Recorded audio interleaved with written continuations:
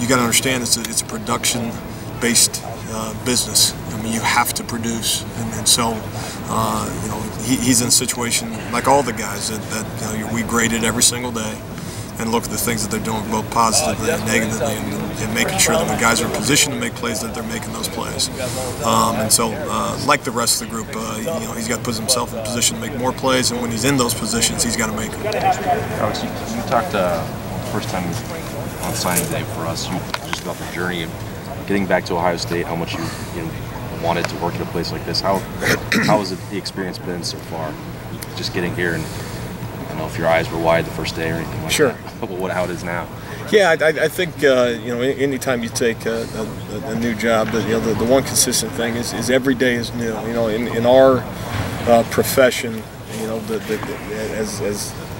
as each day comes and each season, you know, from recruiting season in January into February, winter workouts, you know, March spring football. It's not a stretch to say that literally every day is a different day than the day before. You know, so you kind of have no baseline as to what practice 4 is going to look like versus practice 3. Now, there's more similarities than there are differences, but in any event, there's a lot of newness. So I bring that up simply because you don't have a whole lot of time to reflect on okay. maybe where you are and what logo you're wearing, but you know, certainly understand the responsibility of coaching at a place like Ohio State. I mean, that's I think you know, just a constant. Call it a light shining on you, and you know the standard of what this place is, and it's kind of going back to from a depth standpoint when you're evaluating guys. You know, was it a good day? Yeah, but is it good enough? You know, what could be again if the bar's set low enough, we can walk off the practice field every day and think it's you know, we're great. We got to figure it out and move on. But again, when the bar is set as high as it is at Ohio State. You know, you walk out the field most days with, you know, feeling like you got meat left on the bone. So that, you know, specific to your question, I think that's just it. You know how, and I'm not confused as to how high the standard is here. How did, you know, the places that you coached, it looks on paper or on a map like a pretty unique journey to get sure. back here. How did that prepare you for this point? Well, you're absolutely right. And then you know, the one thing when you get into the profession, you know, the thing that you know better than to do is just circle an area of the country and say this is where I'm going to make my career. Right. You know, some guys are able to do that, but the decisions that my wife and I both make, as you know, we've been married 15 years this summer, and Becky's been with me every step of the way. But you know, you take advantage of the opportunities that are presented to you. And so, you know, we've done all 4 time zones in the continental United States, and small towns, mostly small towns along the way. But no, it's all led us here, and we've been very fortunate. I assume Laramie was your favorite, but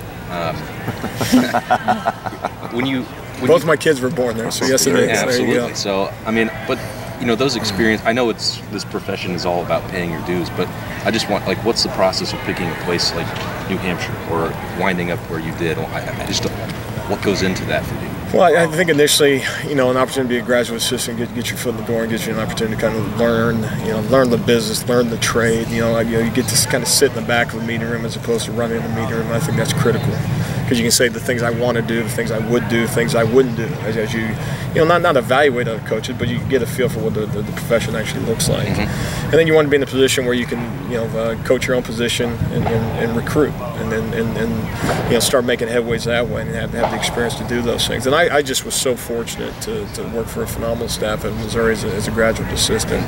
Attention to detail, and just it was a structured program, and so just a phenomenal intro to the profession. Then go out to the University of New Hampshire. Chip Kelly's our offense. I mean, you take a job at New Hampshire, and did I know who was on the staff? No.